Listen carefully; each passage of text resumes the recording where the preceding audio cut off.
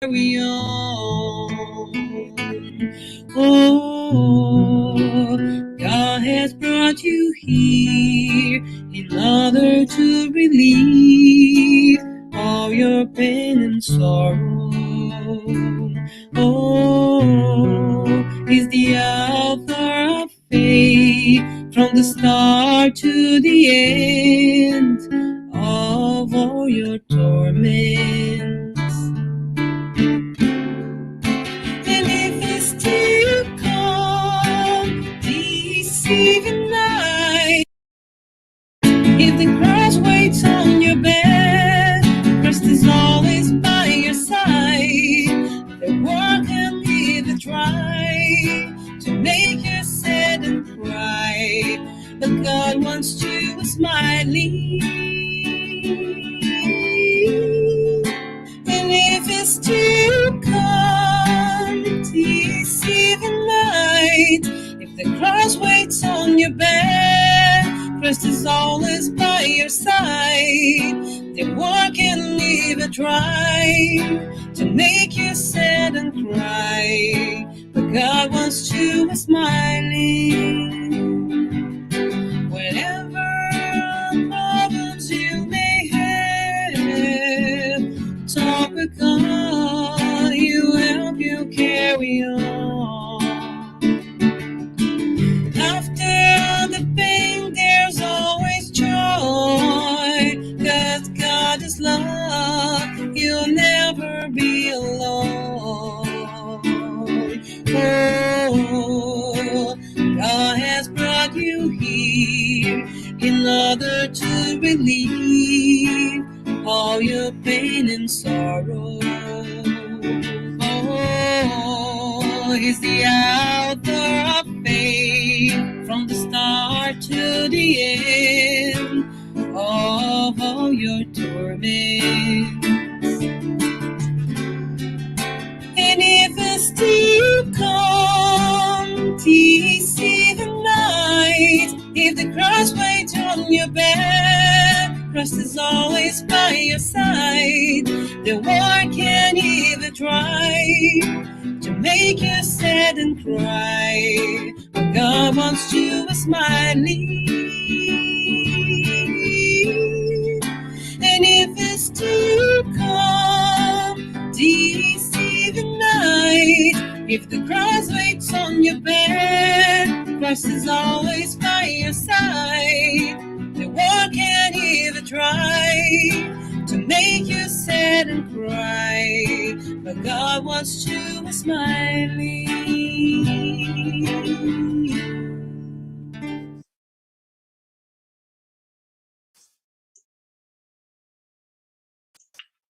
So let's open in prayer. God is here with us right now.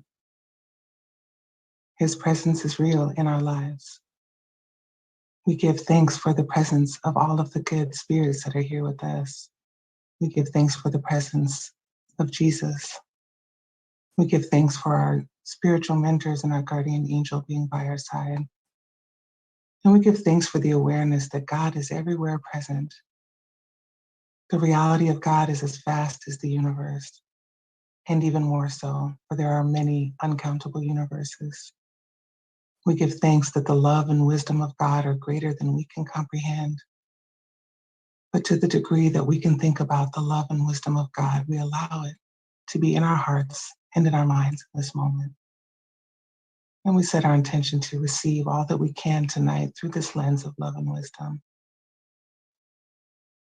May each of these wings take flight in our heart and help us to elevate. May the peace of Jesus be with each one of us on this night. So be it. So welcome, everyone. I'm going to share my screen. And Rafael, have we started the broadcast? Okay, all right. Then I'll just go straight to.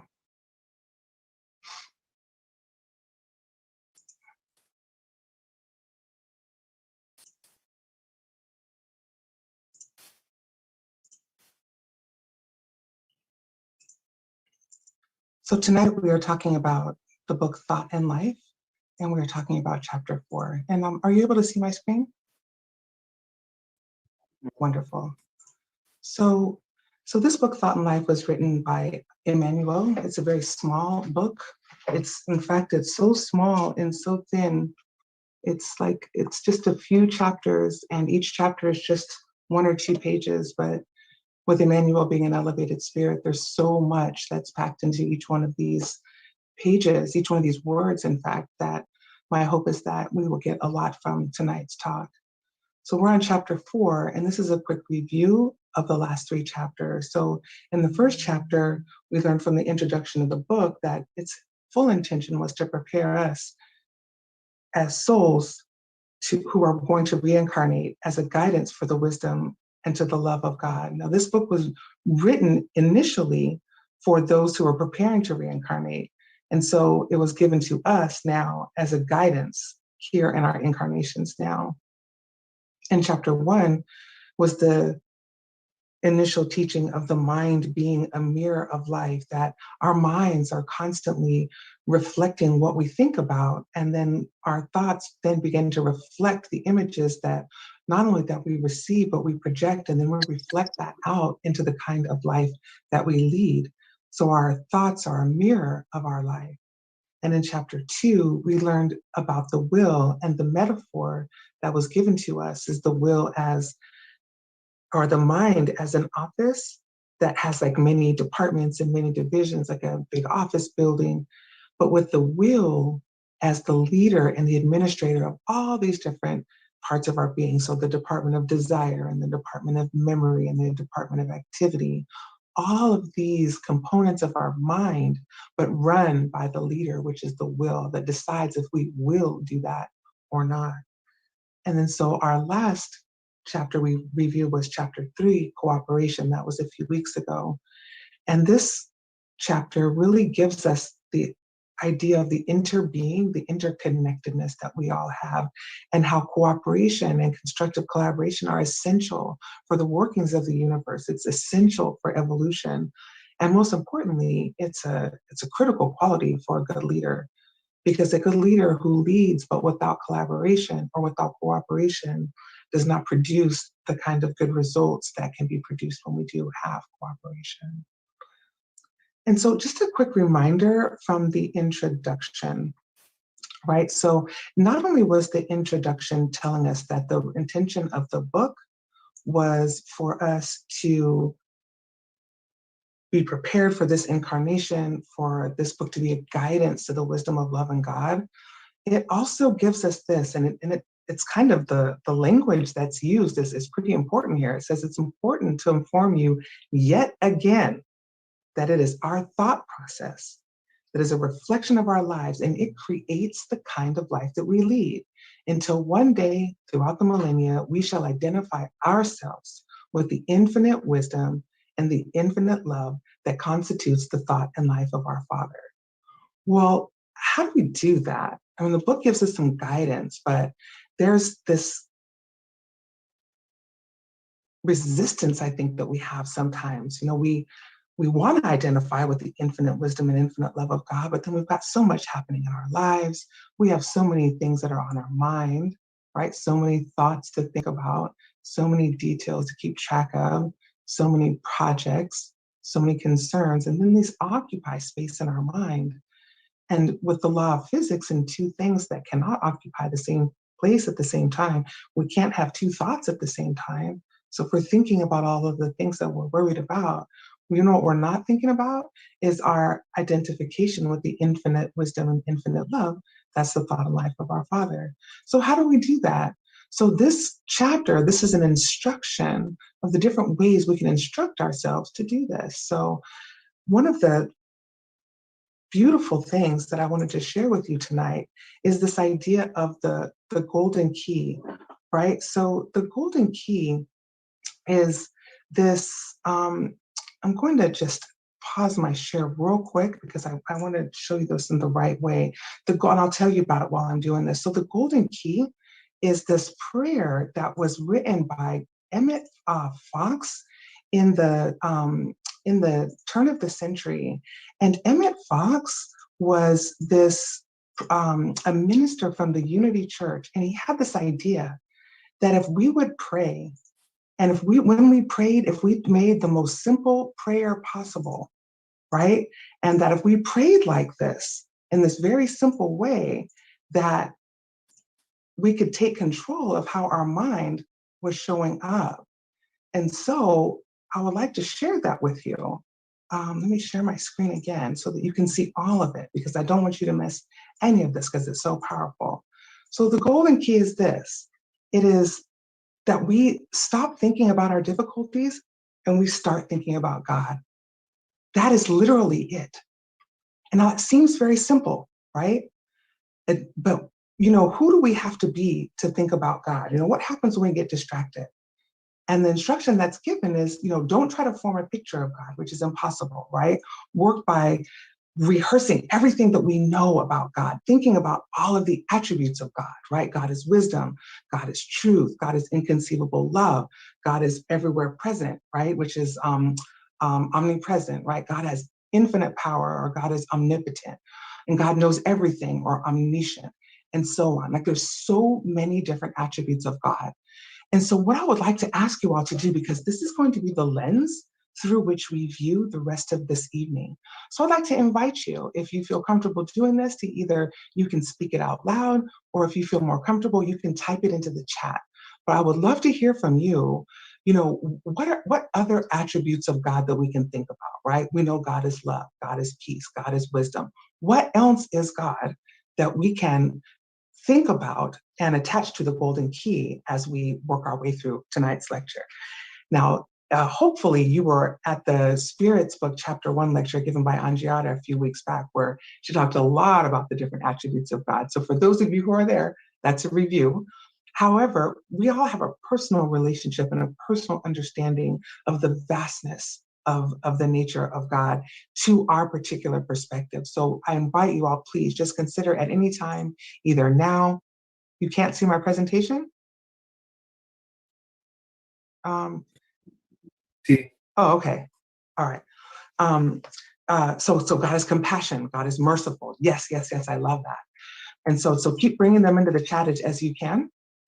And so one of the things that we can do, so if we get distracted, like we're trying to think about God, but we can't stop thinking about the details, and we can't stop thinking about the things that we are worried about, or if we're frightened, or if we're very worried, it can be difficult to get our thoughts away from these material things.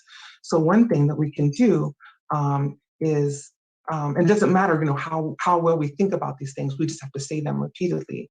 And so this is what came up first, right? So we can say any of these things, right? There's no power but God. We can say, I am the child of God, and filled with and surrounded by the perfect peace of God. We can say God is love, or God is guiding me right now, or just the simplest of all, God is with me. It's like that song that we listened to at the very beginning. The first line of the song is, God is here with us right now, right? God is with us right now. And then let's look at what we have in the chat, right? We can say God is merciful, God is compassion. There's some beautiful things that were placed into the chat. God is justice. Yes, God is the beginning of everything. So just think about it just try it for just a second. Try it with me. Whatever you're thinking about right now that is not God, just stop and just start thinking about God. Just think to yourself, God is infinite. God is merciful. God is divine justice.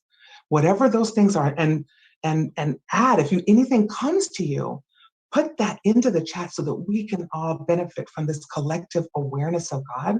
Because while we're thinking about that, something really amazing happens. I mean, who do we have to be? God is creation. I love that, Chiago. Thank you. Who do we have to be to spend all of our time thinking about the material concerns, thinking about things that annoy us, thinking about things we're afraid of, thinking about things that have already happened that we can't even undo? Or what do you think happens to us if we think about the magnificence of God? Stay with me on this journey, and we'll use the golden key to open our way through this lesson tonight. And so this is now from the book Thought and Life, right? So the first part of the book, it says, it has been said that 2 wings are needed for the human spirit to ascend to God. One is called love, and the other is called wisdom. Now, we know that a bird with only one wing cannot fly, right? And it cannot fly well if one wing or the other one is weak. And so this is the need now to have some balance as we begin to develop and cultivate ourselves. And then also from our message, I think it was last week, I'm sorry, the last class from chapter 3, cooperation, it says goodwill and cooperation are the two master columns in the edifice of human fraternity, so that the earthly mind might be put into harmony with divine mind, an invaluable plan has been revealed. So this is from the book Living Spring, chapter 3, which is called Cooperation. We reviewed this last time we met when we talked about chapter 3, which is also called Cooperation. So interesting thing happening there. But if goodwill and cooperation are the master columns in the edifice of human fraternity, so that earthly mind can be put into harmony with divine mind, and we know that love and wisdom ascend the human spirit to God, how do we get in harmony with divine mind? How do we use these wings of love and wisdom to ascend to God? Well, if we don't know, here's something that we do know, is that sometimes things can be locked into chambers of our awareness, but they can be unlocked with that key. And the key is to stop thinking about that thing that is troubling us, or that thing that we don't know how to do, or maybe we're not sure of, and begin to turn that golden key and begin to be thinking about God. And we can say to ourselves, the infinite love and wisdom of God are with me right now. God is with me right now. The vastness of God's magnificence is in my awareness right now. And when we say these things and we begin to visualize like what that attribute is, it's hard to visualize what God is. We don't even try, but the different attributes, we know what wisdom is, we just expand our awareness of it. And as we do this, we expand our capacity then to begin to absorb the instruction that we're being given in this chapter of Thought and Life, chapter 4, called Instruction. And so the next part of this talks about through love, right? So through love, which is above all, service to our fellow beings. Through love, we are illuminated and made beautiful within, emitting a reflex of our own virtues that can benefit others. And so what this is telling us, right, is that when we love through service, right, because there's the 5 love languages or 4 love languages. I don't know how many, I haven't read the book, but I know that there's these multiple ways that, we as humans on the human sphere like to be loved, right?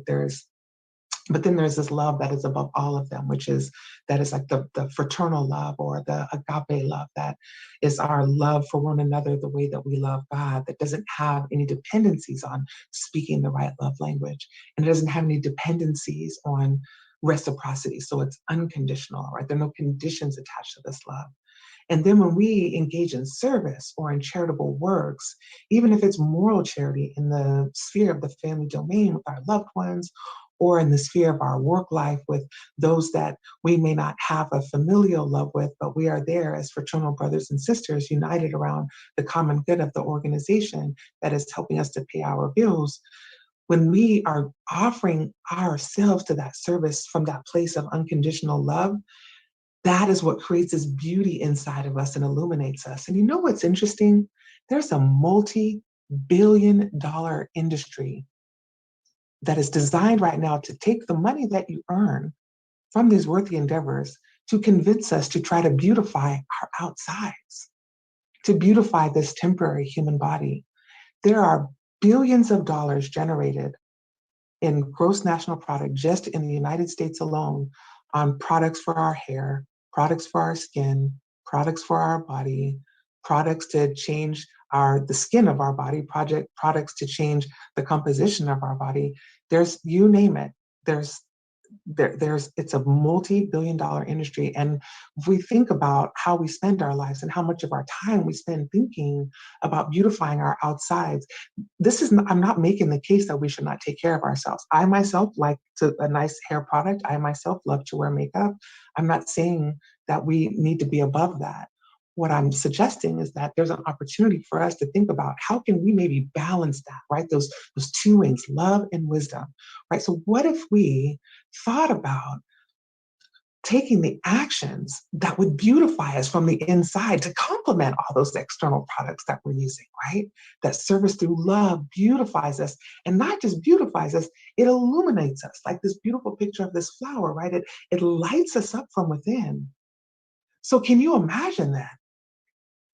What thinking about the infinite love of God will do to us as we do this service? What would it do to the type of service that we give? How do you think it will make people feel when they're in the presence of you, when you are giving the service through unconditional love while thinking about the infinite nature of God's capacity to love unconditionally? Just think about that for a minute. Like let that magnificence sink in. I'm going to check the chat in and check the chat real quick and see if anyone else has put in any other attributes of God for us to begin, because the last one begin. Oh, creation. Yes, keep them coming. If you think, as you think of them, please keep them coming, because this is a collective space now that we're going to be creating together that will help us as we move through this instruction tonight. And so it's also through love that all of these things are in quotes, by the way, because these are direct passages from the book. Right? So these are all quotes from chapter 4 of Thought and Life, entitled Instruction. So Emmanuel tells us through love, we are able to better undertake life. And so undertake, it's like an older time word, but it means to commit oneself, to begin, to agree to do a task, right? And so what is that task? What that task is to see love everywhere. We have more. So God is supreme perfection, supreme science. Yes, yes, yes, I love this. So then if we think about the task being to love with our eyes open, and to live life with more ease, right? Without expectations. It's easier to see our way, like when we are illuminated from within, right? And how do we illuminate ourselves from within? Well, we learned already in the previous slide that we do that through loving service, through unconditional love, and also through that same golden key, right? That light that shines within us is also is that light that shines within us? Yes, is charity. Absolutely, absolutely. Oh my goodness, God is supreme, supreme charity. All of the attributes of God that we just named are God's act of charity to us, right? Offering us God's infinite, God offering us God's infinite wisdom. I'm intentionally de-gendering God because God has no gender. We in our limited perception often say the Father or he or him, but truly God has no, to reduce God to a gender when even we as spirits can change gender is probably a limitation we're placing. So I'm intentionally de-gendering God. So God and God's infinite wisdom absolutely is that gives us charity. God and God's infinite supreme perfection and supreme science, all science on earth that we have is through our connection, through divine mind. That is an act of charity. Chicago, I 100% agree with that. 100%. And so then we learned that through love, we illuminate ourselves from within. That through love, we learn how to undertake life with our eyes wide open, looking for love, intentionally seeking to find love and to see love in all that we say, think, and do, and to offer ourselves that way. But it's now through wisdom. Right now, wisdom begins with the acquisition of knowledge. Many times we confuse the two. We think someone who's read a lot of books or who's gone to a lot of schooling and has a lot of advanced degrees, that knowledge obtained is actually wisdom. This is not to disrespect all of the knowledge that's been gained. We're required to gain knowledge, but wisdom is different. Wisdom starts with the acquisition of knowledge. Right? And it's through that acquisition of knowledge, which is, again, we're thinking about the topic of instruction, instructing ourselves to have the best incarnation we can to evolve, right? So it's through the acquisition of knowledge that we gather influences from those who have gone before us, right? That's right. When you go to school or when you're reading a book, you're taking knowledge from someone who's come before you. And so the ones that have come before us, they send us the reflection of their own greatness, right? Which impels us, especially if we are taking in elevated instruction, impels us towards heaven, right? Impels us towards the light. Now, remember, knowledge is a collection of data that we have acquired. Wisdom is something different. Now, the dictionary says that wisdom is the soundness of an action or a decision with regard to the application of experience, knowledge, and good judgment, right? So knowledge is what data you've collected in your mind, And wisdom is the ability to apply it to a good decision, right? That makes use of your experience and the knowledge and good judgment. So now we're getting a little bit closer to what we are being instructed to pay attention to in this chapter called Instruction from Thought and Life. And so then we're told, that through wisdom, life increases its value. Life has more value when we take what we learn and we put it into practice, right? Life has more value when we take what we learn and we put it into practice in a way that will improve ourselves, right? Life has more value when we're not only improving ourselves, but we're helping others, right? And evolving our spirit. Because that's the ultimate point, right? This is the intention of this incarnation. This is the intention of the soul's existence, is to evolve. That is literally why we are here. Now, here on this planet Earth, our job truly is to learn to love. And we're being asked now in this level of instruction to add wisdom in balance, right? In order for us to evolve. But there's also, this message from the spirit Laura. So Laura in the book Nasolar was the mother of Lysias. And Lysias was one of Andre Luis's instructors in the spiritual city called Nasolar, where he went after he discarnated after the life of being a doctor in Rio de Janeiro. And what Laura told him is that we should all act like bees, approaching the flower of life, extracting from each the substance of good examples to acquire the honey of wisdom. Now, to put this into context, right? So this is coming from a part of the book where Andre Luis, as the spirit, he's feeling very overwhelmed and stuck. And he's having some challenges with what's happening with his family back on Earth. And he's wanting to help, and he's really struggling and feeling stuck. But then he remembers this thing that Laura tells him. And then he starts remembering all of the good examples that he has observed in Nasolar. For example, he observed Minister Veneranda, who was one of his teachers there as well, that she was a spirit, an elevated spirit that had been working for centuries. Most of us don't even want to work 6 days in a row. We don't even want to work 5 days without a break. This particular spirit worked centuries with no days off.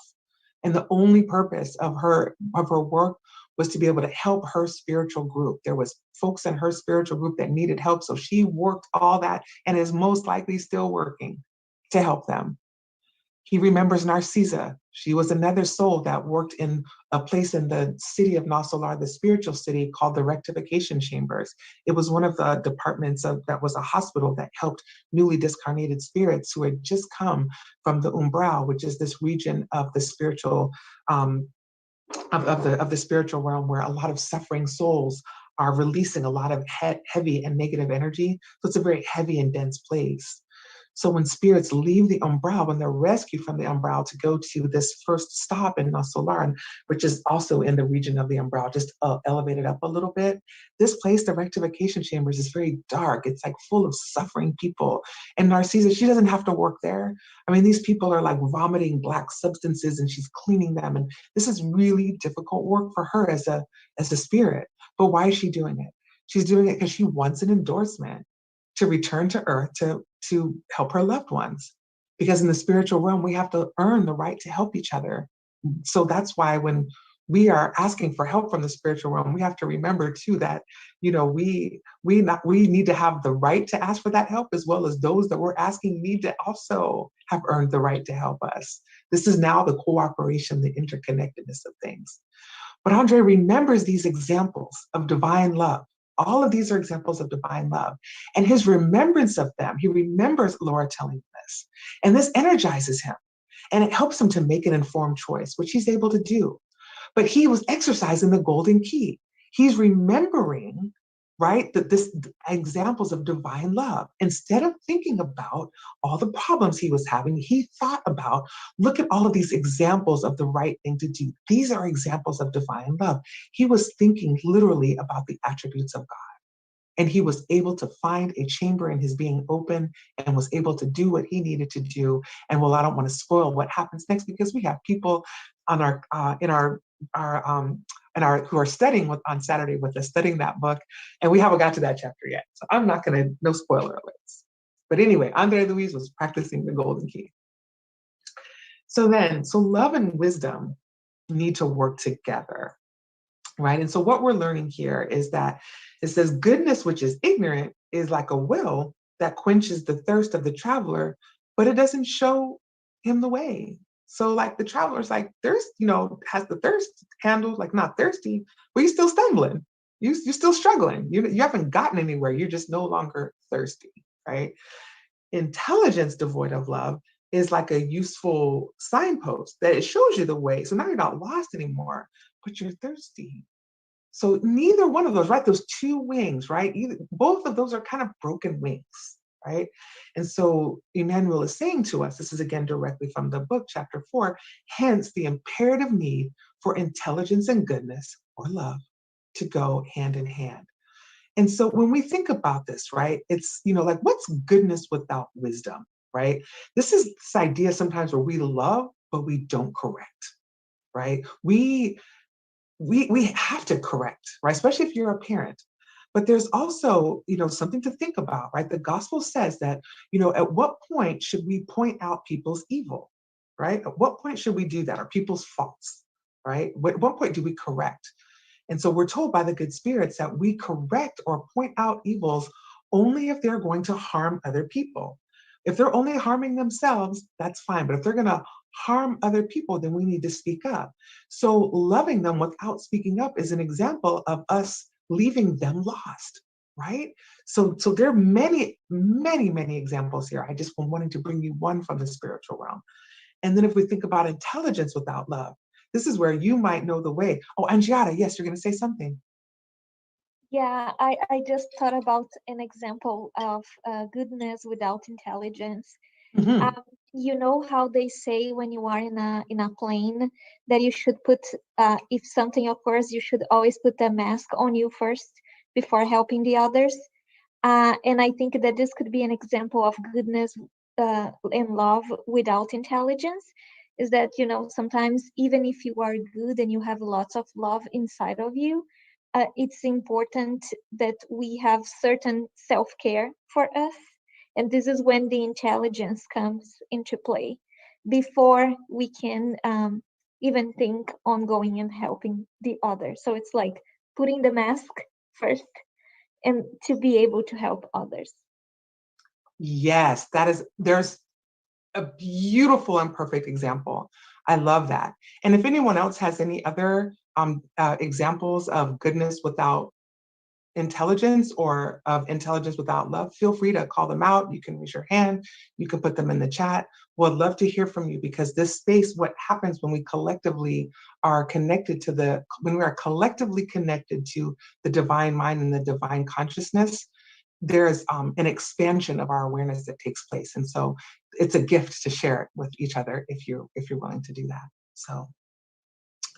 So again, there's many, many examples. We'd love to hear from you. I'll give just one of each.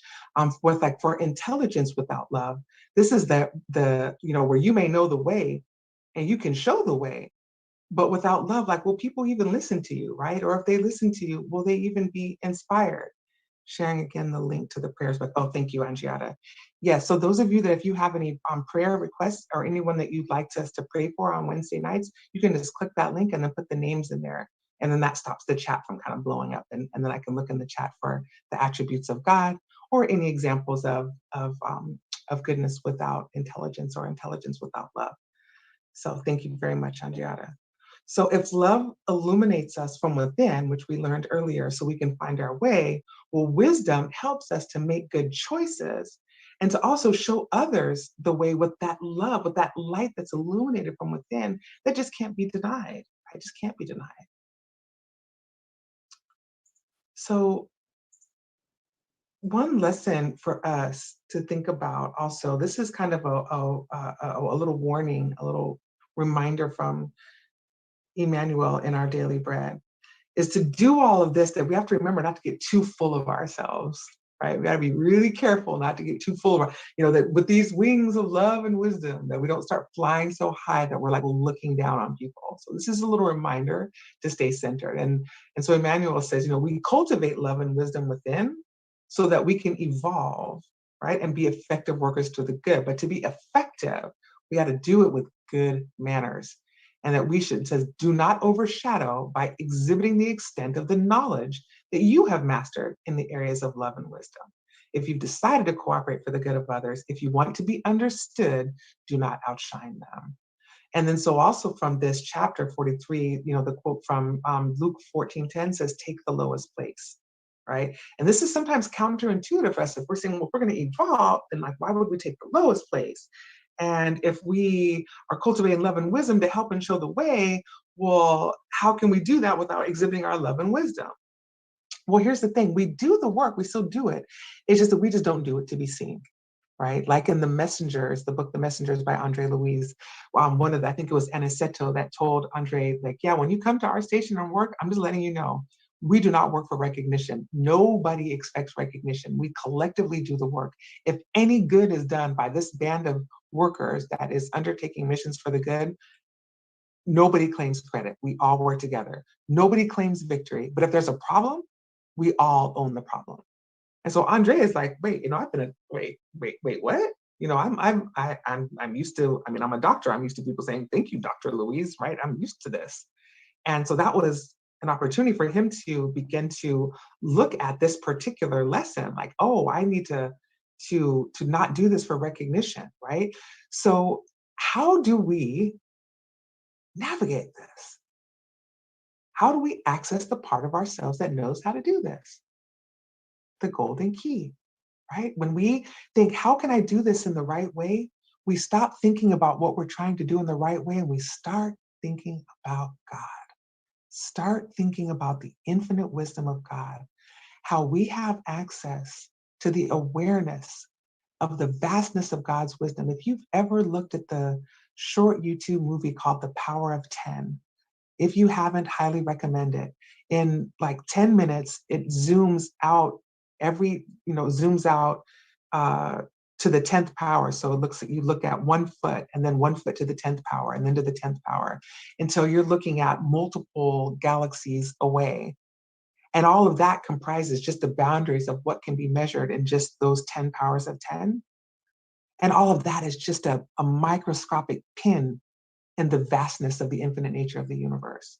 And God's wisdom is beyond even that. So we can start to imagine the vastness by just thinking about, millions of light years. How long does it take light, which travels at 186,000 miles per second? I'll say that again, 186,000 miles per second. And we're talking billions of light years, how long light can travel in a year. Like, that's vast. And we can just sit and think about that. And I would invite you to try it and do it and see what opens up in you. When we're so busy looking down, we don't even look up. If we would just look up and behold and allow our awareness to just hold gently the vastness of the universe and how vast God is, the things that are troubling us would dissolve. The things themselves wouldn't, but the troubling nature of them would. And we'd find spaces within ourselves to address them. So the important thing is to do so from a place of humility. So we're told, right, we need instruction and love, right? That we need both. And that to study and to serve are inevitable routes, or, the way you drive, right? The road in the work of elevation, right? And so, one of the things in the book 50 Years Later, there's this one part of the book where there's a spiritual mentor that's helping a group of souls to reincarnate.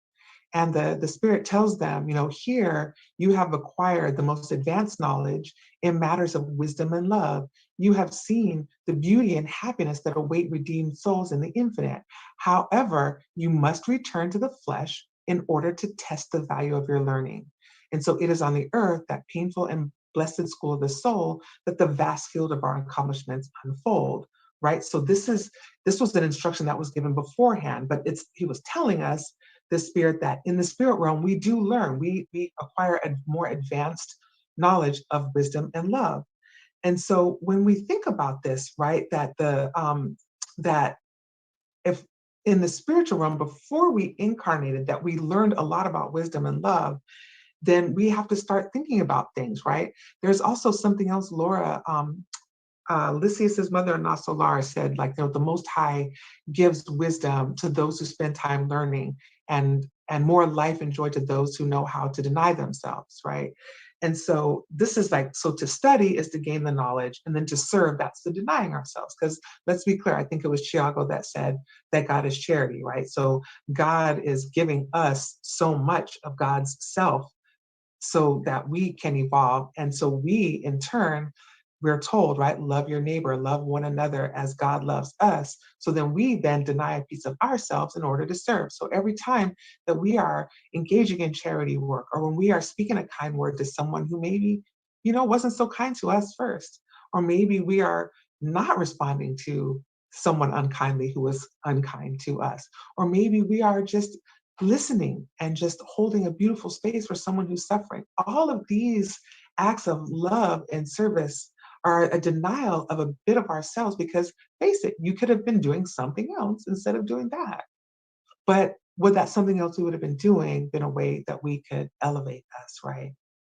And so when we think about how to get along that route to study and serve, there are some opportunities for us, right? And the most classic method of instruction here on earth, right, are schools and books, right? This is what we know. These are the normal routes of instructions. And we're told in chapter 4 of the book Thought and Life Instruction that a school is a center of spiritual influence where the teachers of today, that they continue the tasks of the instructors of yesterday, right? And that a book represents a powerful magnet of attraction, molding emotions and concepts that produce great movements in all of the great areas of evolution, right? Religion, science, ideas, and technology.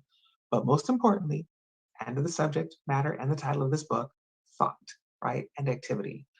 So this is what the spirits are telling us about school and books. But do we think about school that way? Do we think about books this way?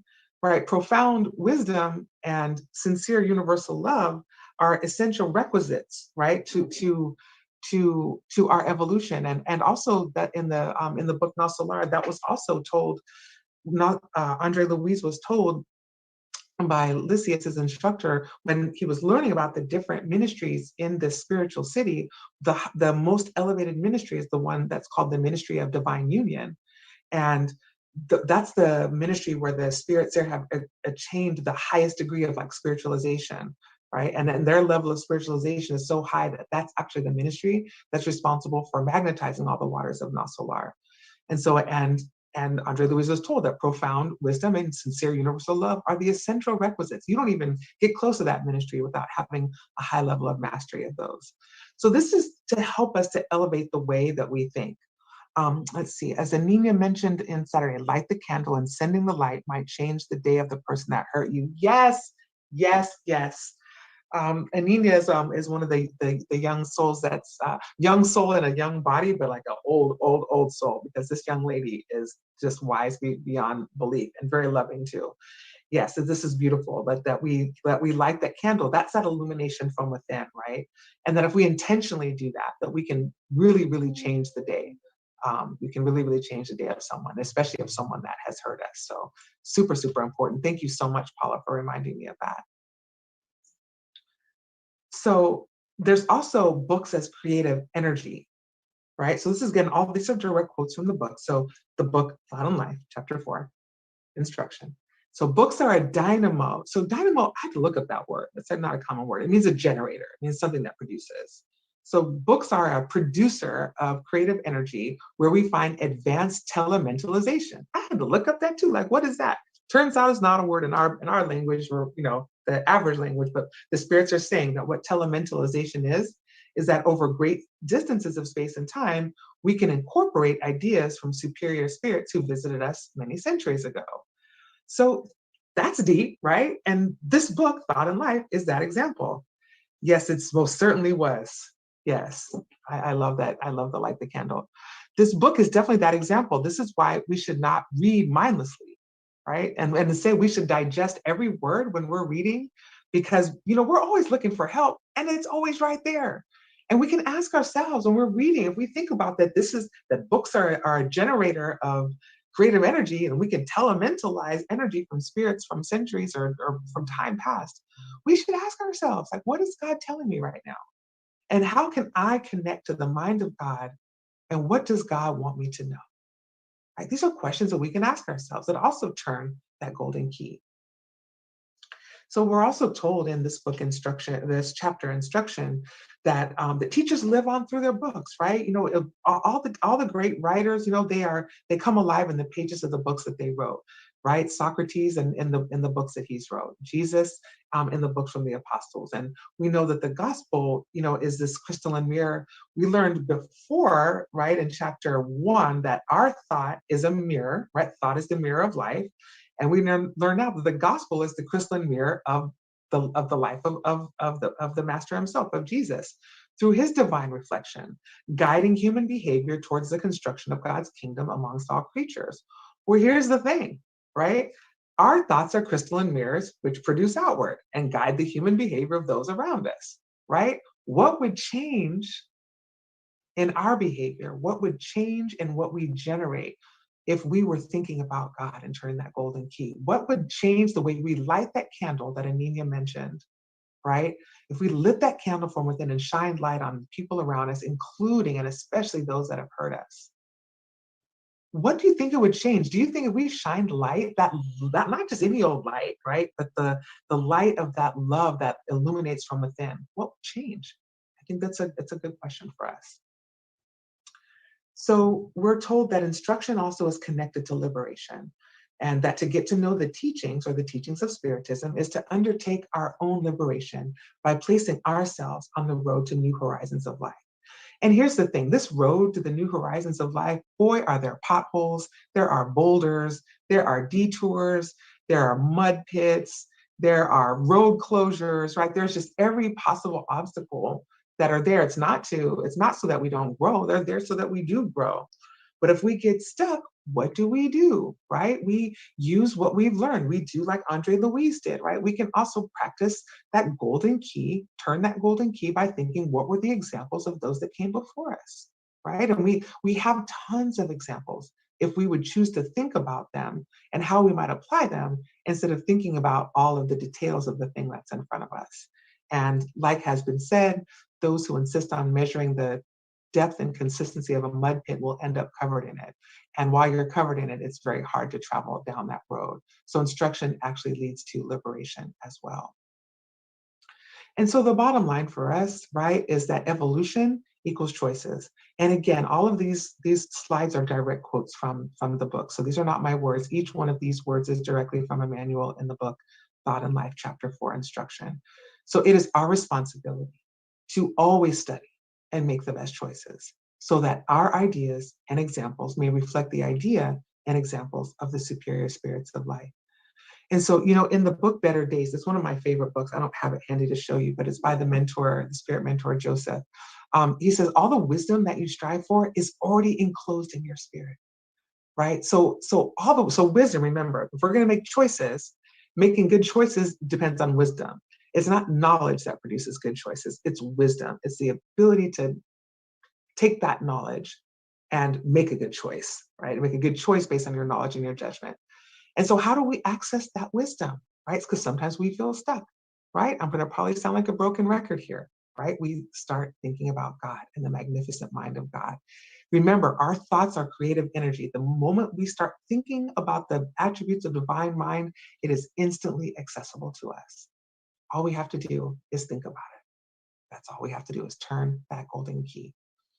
And so one of the things that comes from the gospel, it says, Spiritists, love one another. That is the first precept. Educate yourselves. That is the second. Love and wisdom go hand in hand. And this is one time that we do want our left hand and the right hand to know what they are doing, right? There's another part of the gospel that says, don't let the left hand know what the right hand is doing. Is not talking about this, right? It's talking about something else entirely, right? But this is really simple. Love one another and educate yourselves, right? That's why we're here. Those are the two wings. So this is now different spirits. This is the Spirit of Truth in Paris in 1860, before this book was even written, right? This book was getting transmitted in the 1940s. So, right, there's a lot of confirmation here.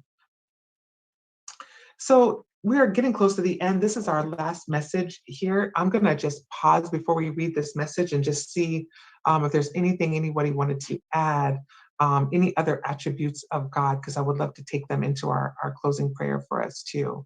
I'm just going to reread what we got. So we got God is compassion, God is merciful, God is justice, God is the beginning of everything, God is creation, God is supreme perfection, God is supreme science, God is charity. I love this. So these are things that we can tell ourselves. If we get stuck trying to figure out how to love one another, if we get stuck how to educate ourselves, if we get stuck how to apply what we've learned so that we can love each other better or make good choices with our education, let's think back to how we can turn that golden key. We can say to ourselves, God is merciful, infinite mercy. God is justice, infinite justice. God is the beginning of everything and the beginning of my wisdom. God is the safe place that you can always go, be yourself and find peace. Yes. So let this sink in. Let all of these truths about God sink in to the truth of who we are, because it's also the truth about us. As the children of God, we have that same spark in us. And a spark can turn into a flame with just a few waves of just a little bit of breeze. And our thoughts are that breeze, right? Our thoughts are that breeze. So here's our final message. And this actually is from the title of the book is Living Spring, and the title of the chapter is called Living Messages. It says, so there are invitations to spiritual growth and improvement everywhere, challenging us to act for the common good. Nobody is so unhappy that he or she cannot produce a few thoughts of goodness, nor so poor that he or she cannot produce a few thoughts of goodness, nor so poor that he or she cannot distribute a few smiles and kind words with his or her companions in the daily struggle.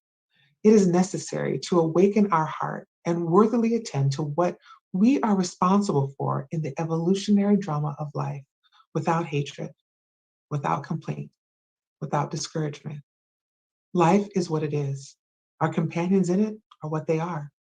Each one of us receives the portion of the struggle necessary for our learning experience. The main issue is to obey God, loving God, and willingly serving one's neighbor.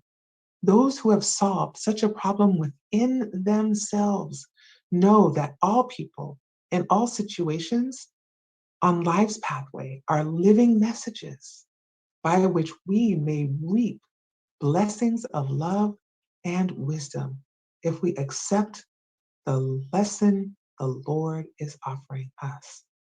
So obeying God and loving God, sometimes difficult, but are made easier when we turn that golden key by simply thinking about God. And we open ourselves to acceptance by thinking about God, which opens this portal within us to the divine mind where all the answers await us. So that is our message for tonight. I want to thank you all for coming. We're going to prepare now for the pass. And while we do that, I want to invite you all to get some water, a jar or a bottle of water, to be blessed by the good spirits while we receive the virtual pass therapy. And let's go ahead and prepare for our passes now.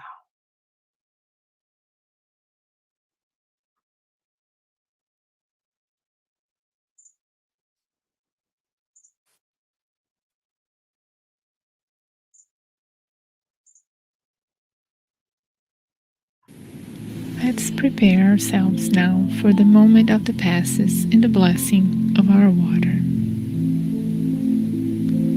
Place by your side a container with clean water to be blessed and magnetized. Dear brothers and sisters, no matter where you are in this moment, what difficulties you're facing, Jesus is always ready to come to our help. Place yourself now in a comfortable position, one that facilitates concentration and receptivity. Breathe slowly and calmly. Inhale and exhale. Inhale and exhale. Fill your lungs with air and release slowly. Let the energy of tranquility and peace penetrate your lungs and circulate throughout your body. Your soul, in harmony with your body, feels peaceful and at peace. Let us think now about the passage of Jesus among us. In a beautiful and clear day, the golden rays of the sun illuminating the joyful landscape, multicolored flowers, bouncing, chirping birds fill the landscape with optimism. The news of the cures brought a crowd of needy people around Jesus. Suddenly, Jesus appears, calm and serene. His white tunic is light and long all the way up to his feet. At the sunset, all those who were sick and affected by different diseases were brought to him, and Jesus, laying his hand on each one, healed them, as narrated in the Gospel of Luke. Let's mentalize now Jesus approaching us in this moment, placing his friendly hands on top of your head. Feel the presence of this divine master right with you, feeling like a waterfall of pure and crystalline waters start to fall from his hands, coming from his love to bathe you, falling on your head, streaming down your shoulders, bathing your whole entire being, bringing you peace, serenity, and balance, cleaning all impurities and pacifying yourself. Feel these waters bathing you, cleansing, and purifying. Breathe. Now think of Jesus as a sun right before you, his light, his warmth, embracing you, enveloping you. Feel the healing emerging, emanating from Christ towards you. He hears your prayers. Trust him. His love is infinite. He is always by your side, protecting, offering everything you need. Trust him. Feel and absorb all these magnificent healing energies coming from Jesus in this moment. His light surrounds and embraces you. Feel these energies running throughout your body. Feel yourself re-energized, strengthened, and at peace. Dear Lord Jesus, our divine friend, extend your generous hands, Lord, and transform these waters into remedies for our physical and spiritual ailments. Hold us, Jesus, in your peace.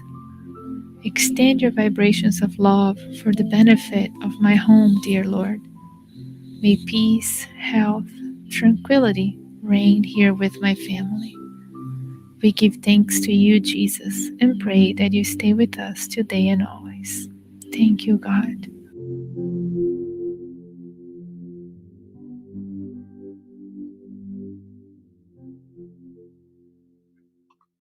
So let's close in prayer. God is here with us right now. His presence is real in our lives. We feel the evidence of this through the beautiful energy of the past, which we gratefully accept and allow to do its spiritual work in our lives, in our homes, and in our beings. And we give thanks for this opportunity to expand our awareness, to receive instruction from the good spirits, from the Spirit Emmanuel, to help us to connect our identity with the infinite love and infinite wisdom that is the true nature of God. And we set our intention to hold this in our consciousness as long as we can. And if we forget how to do that, we remember the golden key, to just turn that gentle key in our mind that says it's time to think about God and all of the beautiful attributes of God. And so we give thanks for God's omnipresence, always here, God's infinite wisdom, omniscient, God's infinite power, omnipotent, that are always at work in our lives. May we remember this now and always, and may the peace of Jesus remain with us. So be it.